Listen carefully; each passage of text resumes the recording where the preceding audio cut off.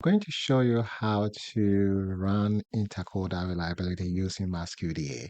Before I give you detailed explanation about the process of running intercoder reliability, let me quickly show you how it's done.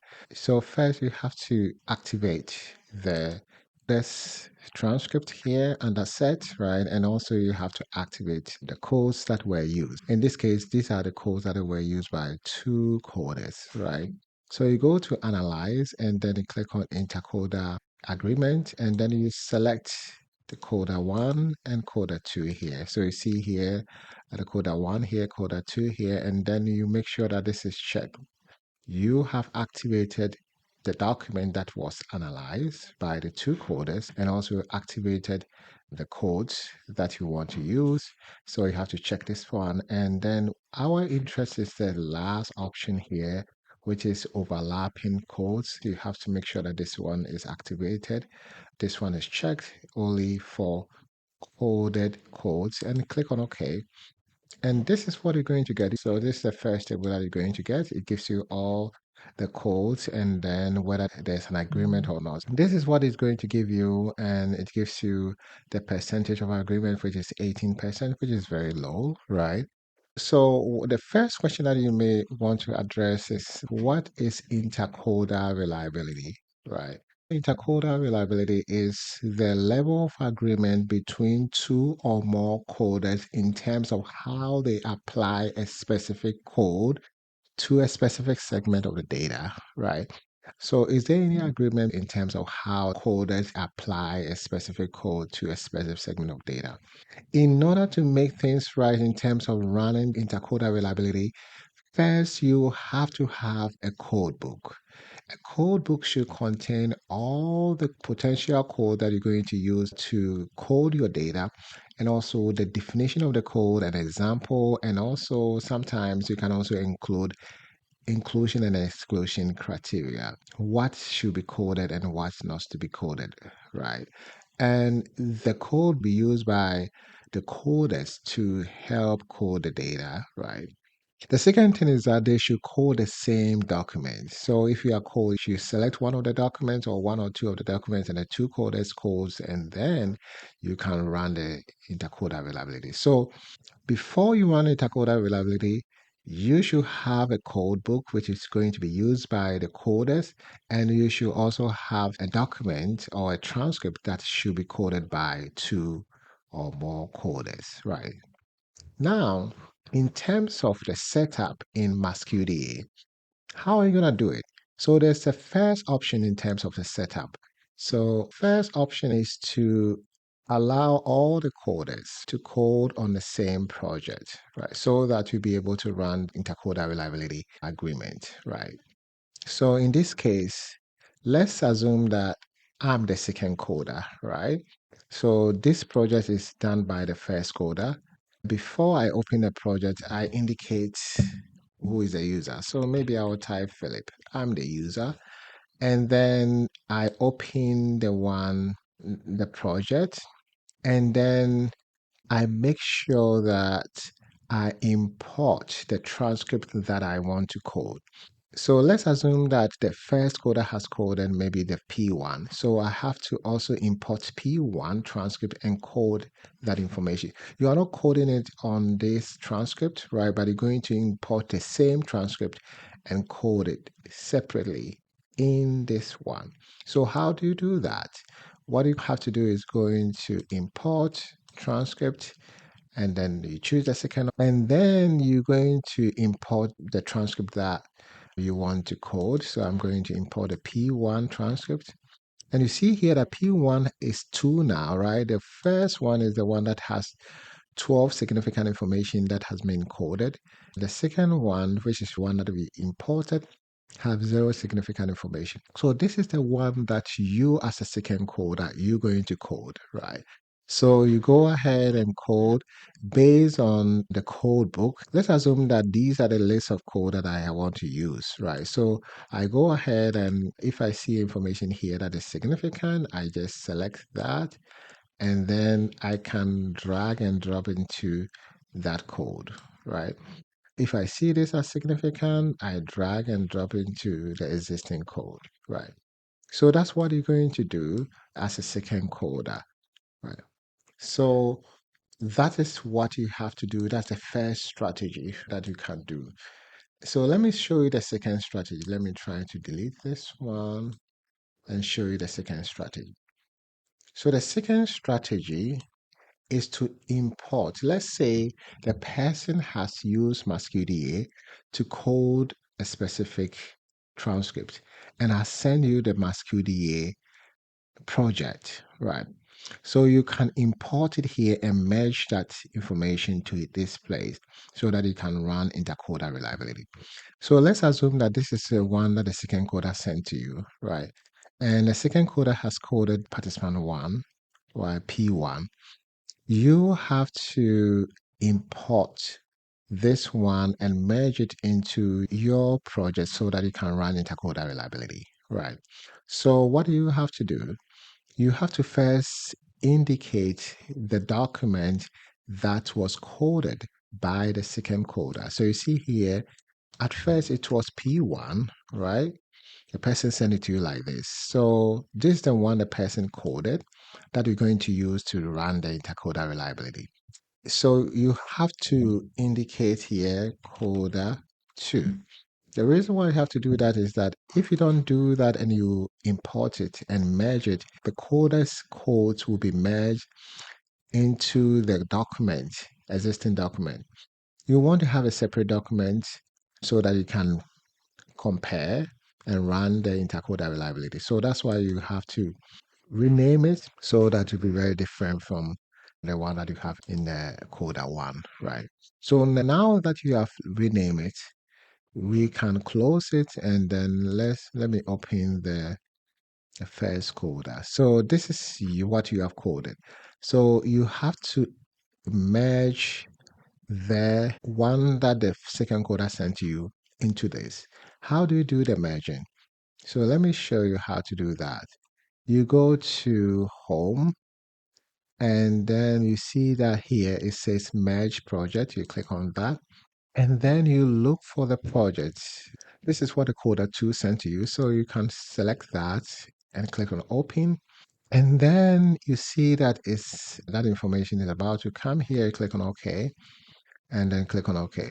So you see here that the system was able to bring this one. So now that you've imported, let me show you the next step. So as you can see here, I have the P1, which is for the coder 1, and a P1 here, which is for the coder 2. So what you have to do is that you have to create a set for them. You have to put them into various sets before you can run the intercoder reliability. So you see here, so think about set as a temporary grouping of the document so that you can run specific analysis. In this case, we want to run intercoder reliability, right? So we have to create a set, right? So we have two coders. So the first coder could be the first set. So I can just drag and drop it here and then name the set here as coder 1, right? And then I can drag this one into the set and name here coder 2. After dragging and dropping, make sure that you remove this one so that the system will know that it's the similar document, right? The same document that has been coded by coder 1 and 2. So you see when I remove that, it also shows here that I've removed it, right? So without removing it, it will not be able to run. It will see it as different document, but they are the same document coded by participant coder 1 and coder 2. So this is how you have to arrange before you do an analysis.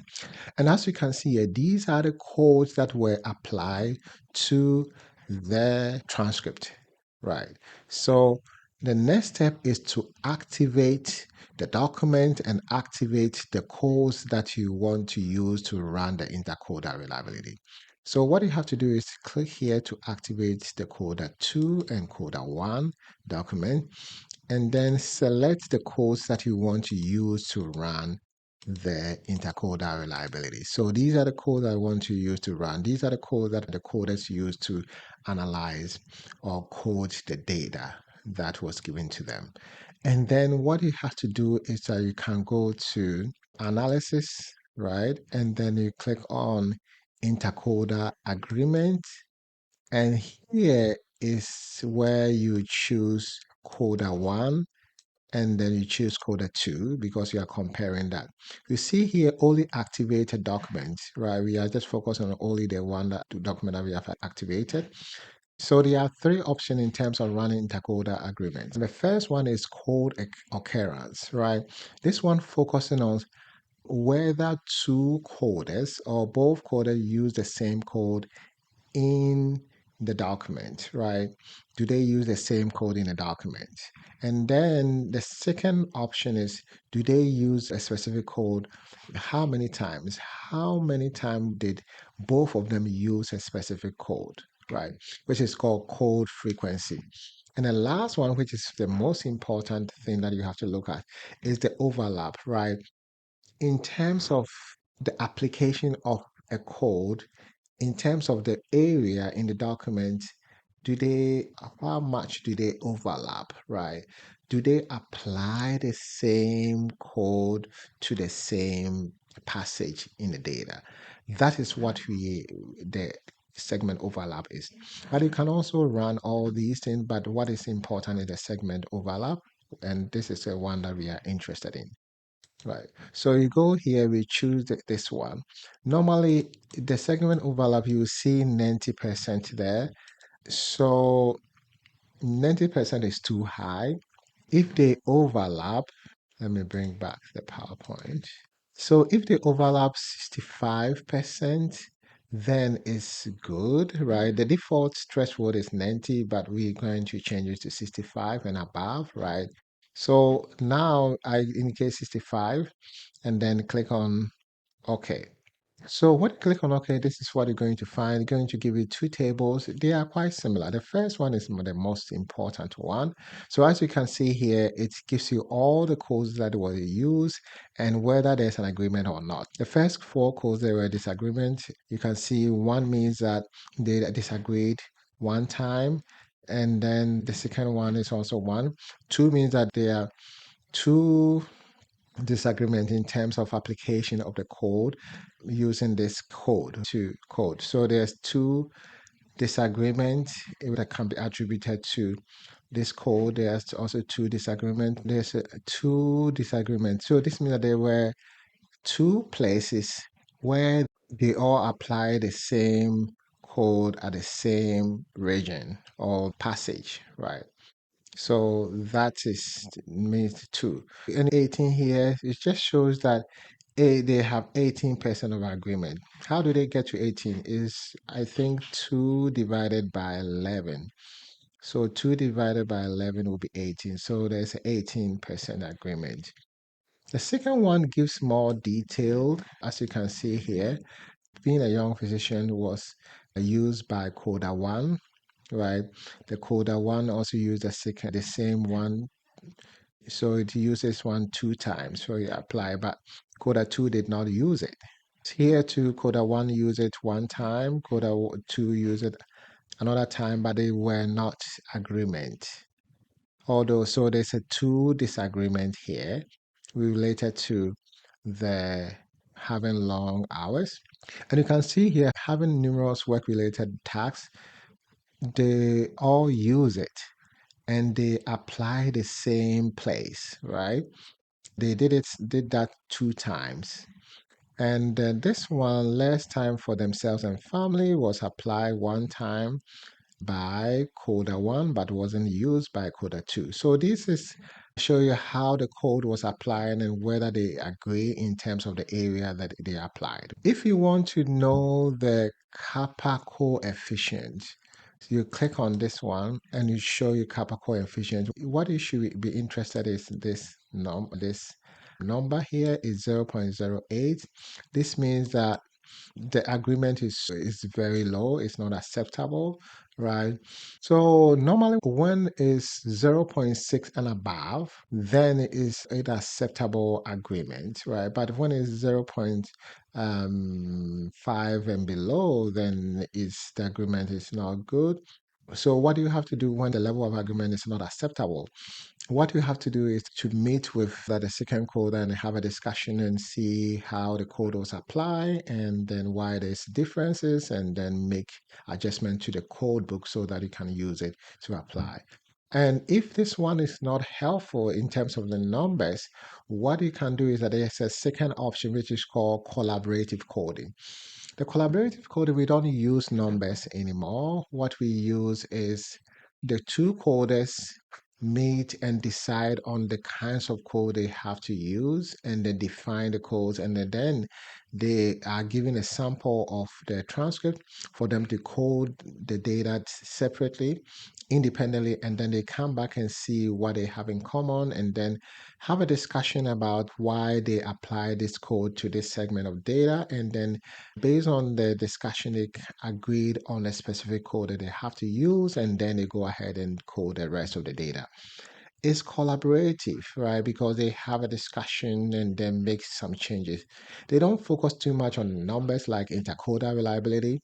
So that's another option that you can take if you think that this one is not really helpful to you. Let me know whether you have any questions. I'll be happy to address them for you. Don't forget to subscribe to my channel, and thank you so much for your time.